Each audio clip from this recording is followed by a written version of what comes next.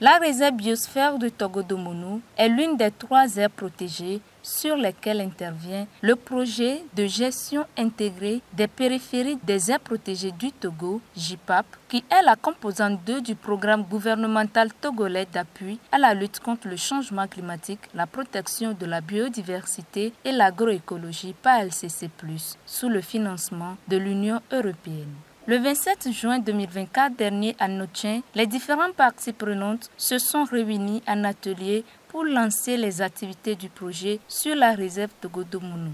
Cet atelier est le 2e atelier de concertation multi-acteurs dans les paysages de 10 projets. Aujourd'hui, on peut dire que l'atelier de concertation multi-acteurs est un peu le premier pas, puisqu'en fait, nous cherchons à promouvoir une discussion auprès de l'ensemble des parties prenantes des territoires de ces paysages. Et donc, nous mettrons en place un certain nombre d'ateliers et nous discuterons notamment des priorités de développement à l'échelle des territoires. Des alternatives qu'on peut proposer et puis beaucoup aussi de vulnérabilité au changement climatique puisque nous savons que les territoires en périphérie des aires protégées sont particulièrement vulnérables à ce sujet-là.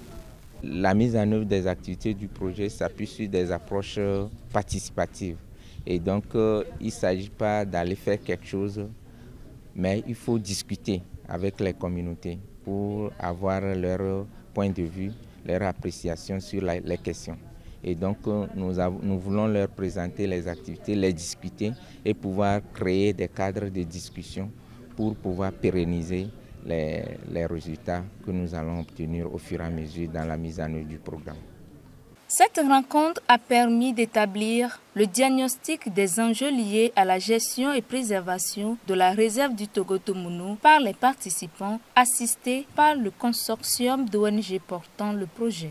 Les objectifs spécifiques du projet JIPAP sont entre autres de régénérer et conserver les paysages et d'y soutenir l'établissement d'une économie verte en contribuant à en améliorer la gouvernance environnementale. En termes d'impact, on vise 17 000 ménages bénéficiaires directs et puis aussi 1 million de bénéficiaires indirects.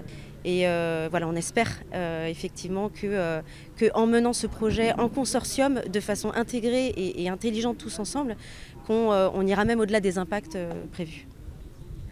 Rappelons qu'officiellement signé, depuis décembre 2023, le projet PALCC+ JIPAP est dans sa phase de démarrage de planification en concertation avec le ministère de l'Environnement et des Ressources forestières et la délégation de l'Union européenne au Togo.